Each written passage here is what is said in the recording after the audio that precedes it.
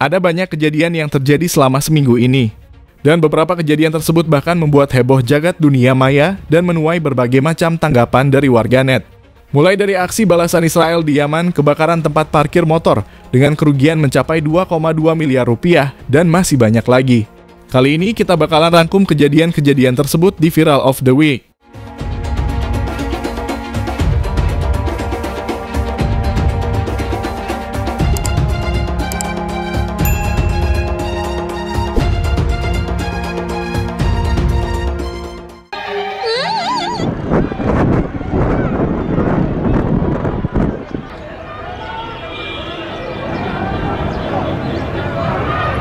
Militer Israel melancarkan serangan udara ke Bandara Internasional Sana'ah di Yaman. Serangan ini merupakan respon Israel terhadap kelompok Houthi yang didukung Iran setelah ketegangan antara kedua pihak makin memanas. Menurut TV Al-Masirah yang dikelola Houthi, 3 orang tewas akibat serangan ini. Sebelum menyerang, Israel sudah memperingatkan warga untuk menjauh dari sekitar bandara. Para saksi mata mengatakan ada 4 ledakan terdengar di ibu kota Sana'ah. Ketegangan antara Israel dan Houthi meningkat sejak perang di Gaza meletus. Tapi situasinya makin panas setelah Houthi meluncurkan rudal yang jatuh dekat Bandara Ben Gurion di Israel. Militer Israel menuding Bandara Sana'ah jadi pusat utama Houthi untuk memindahkan senjata dan orang-orangnya. Tapi Houthi membalas dengan pernyataan keras melalui TV Al-Masirah bahwa operasi militer mereka akan terus berlanjut. Dukungan Yaman terhadap Palestina hanya akan berhenti jika agresi dan blokade terhadap Gaza berakhir.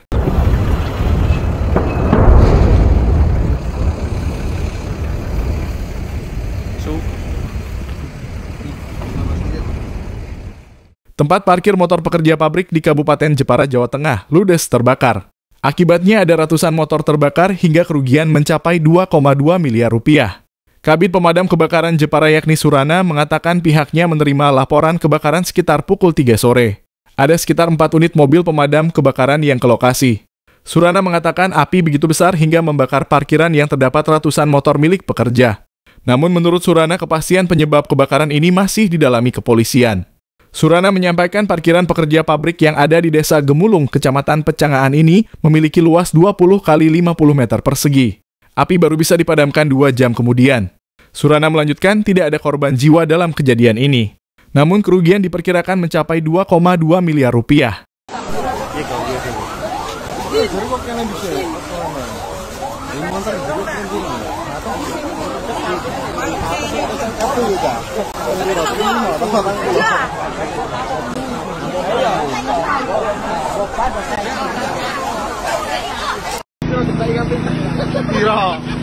Ini kita dari kan udah ngebring habis.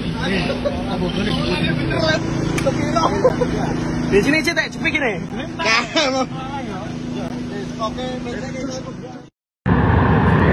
Saya duduk Putra Heights, Putra Resident.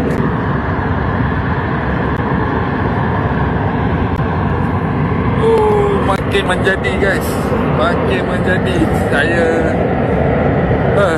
tak tahu lah cakap apa.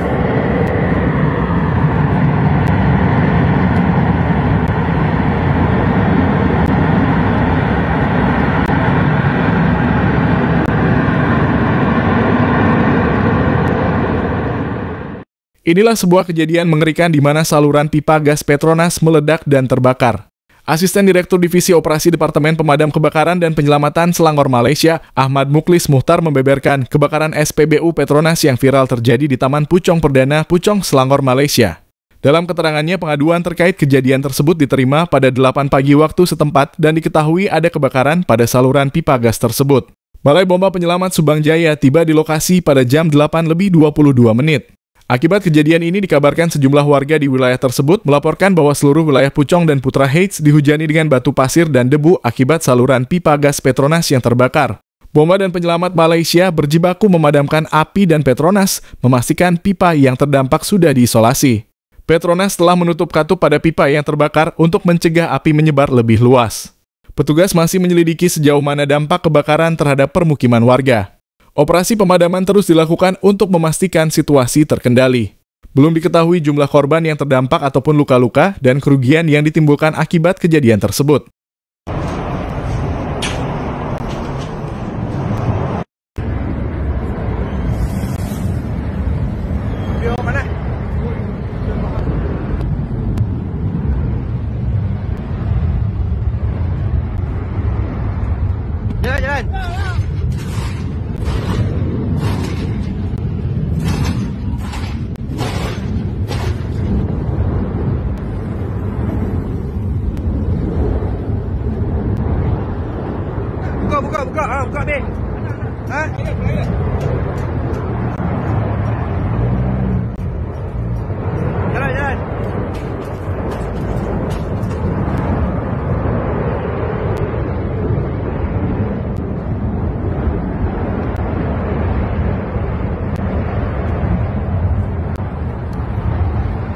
gas ni.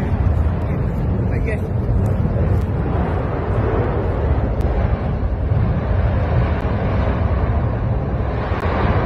Oh my goodness. GG lah guys. Kilang, saya rasa ini ada pun kilang minyak lah. Sudah letup 3 kali Tadi kita sudah nampak dia letup 2 kali. Dengan tadi I live dia letup lagi sekali. Ini api bukan senang nak padam. Guys.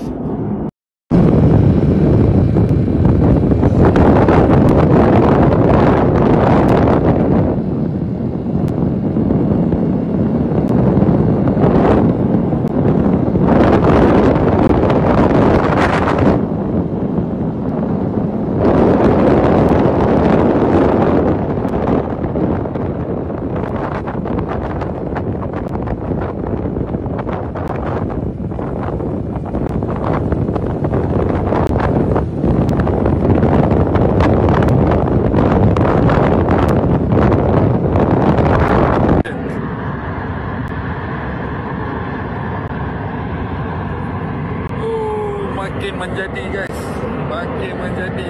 Saya tak tahulah nak cakap apa.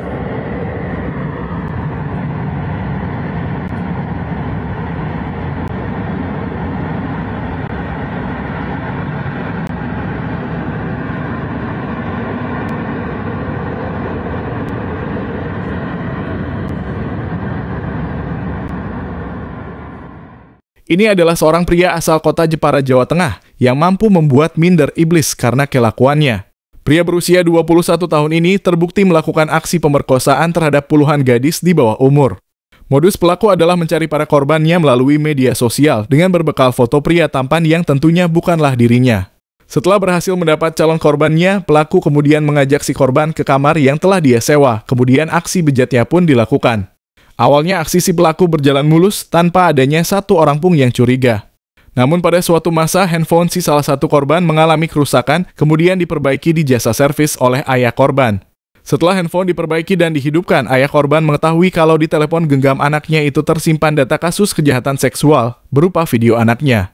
Ayah dari salah satu korban kemudian melaporkan kepada pihak kepolisian dan akhirnya dilakukan penangkapan. Menurut pihak kepolisian, ditemukan bukti rekaman video dan foto yang dimiliki pelaku. Pelaku mengaku setiap melakukan aksinya, pelaku selalu merekamnya. Polisi mengatakan jumlah korban yang diketahui saat ini berjumlah 31 orang. Dan kebanyakan adalah gadis di bawah umur. Namun, jumlah korban bisa saja bertambah karena pelaku diduga kuat telah menghapus beberapa bukti lain. Kemarin yang 21 itu, ya, dan tambah 10 orang lagi, ada yang berasal dari Jawa Timur, ada yang berasal dari Semarang, ada berasal dari Lampung, dan mohon maaf, ya, sebagian besar di wilayah sini, Jepara. Semua kegiatannya itu direkam, divideokan, dan difilekan. Maka kami tahu orang per orang, nama siapa, dan tapi mohon maaf ini ya, yang kita hadapi ini adalah pelaku predator seks ini ya, pelaku predator seks, dan korbannya ini adalah anak kita sendiri. Saya juga tidak ingin korban-korban anak-anak kita ini jadi trauma dengan perilaku yang bersangkutan dan juga takutnya nanti menjadi sasaran bully bagi warga yang lainnya. Ya, tolong dibantu juga korban-korbannya. Maka kami juga akan melihat ya, dan bahkan korbannya pun ada yang pada saat diancam itu berusaha untuk bunuh diri juga ada. Ya, kasihan korbannya. Demikian. Tanya Pak, iming apa nggih korbannya bersedia? Ya, tadi ya, diancam. Jika dia tidak mau, maka akan disebarkan. Nah, tapi yang sudah kami buktikan apakah juga ada upaya-upaya lain untuk mencari keuntungan ekonomi ini.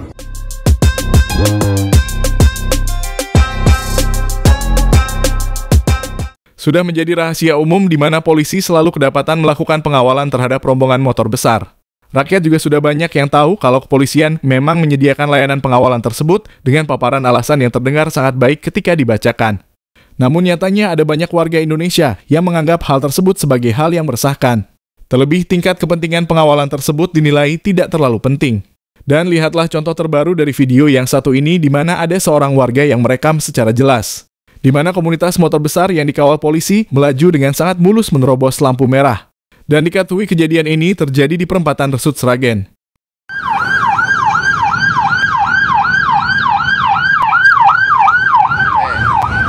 Yang punya jalan nih, lampu merah juga diterobos nih. Nih. Lampu merah ini diterobos. Oh.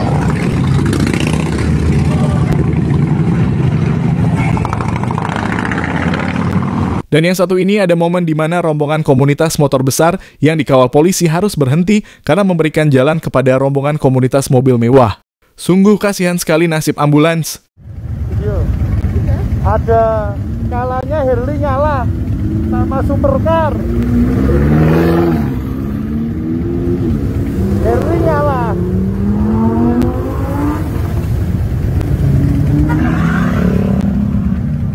Sama supercar.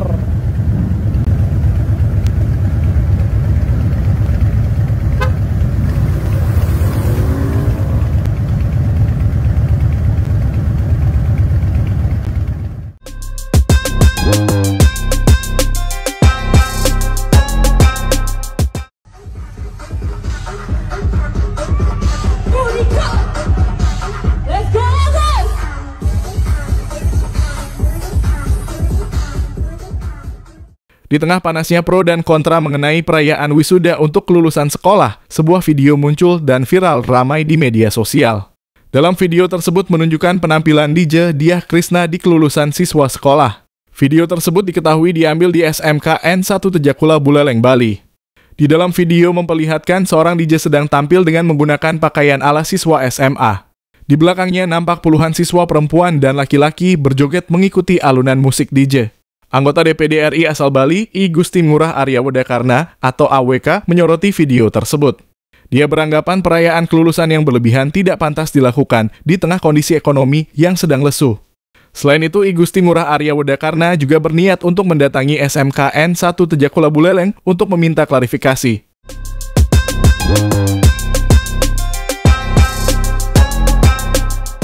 Seorang pelaku jambret ditangkap di rumah warga di Lorong Perintis, Kelurahan Katobengke, Kecamatan Betoambari, Kota Bau-Bau, Sulawesi Tenggara. Pelaku yang merupakan warga Kecamatan Wolio itu tidak dapat melarikan diri setelah melakukan aksi jambret terhadap seorang ibu-ibu yang baru pulang dari puskesmas. Kapolsek Murhum Ibda Haris Eka Putra menjelaskan bahwa korban sedang berjalan pulang ke rumahnya ketika pelaku mendekatinya dan memotong tali tas yang dibawa. Korban berteriak meminta tolong yang membuat warga sekitar keluar dari rumah mereka dan mengejar pelaku.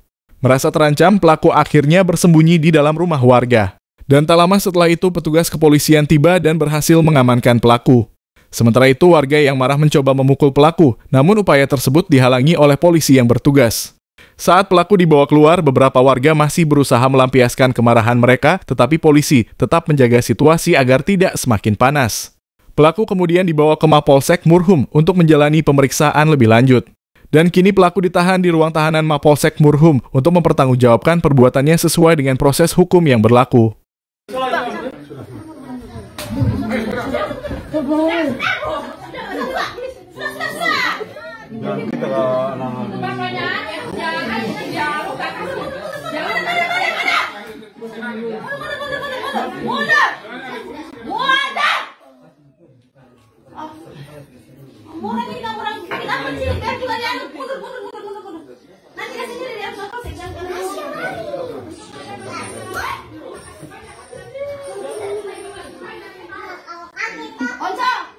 Inilah detik-detik seorang tentara Rusia berpura-pura menyerah dan kemudian menangkap pesawat nirawak FPV dengan tangannya.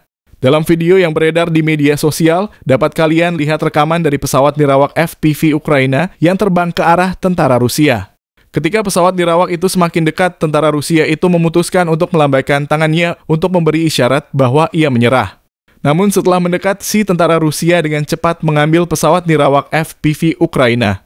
Namun pada rekaman yang lain, setelah si tentara Rusia berhasil menangkapnya, terjadi ledakan yang sangat besar.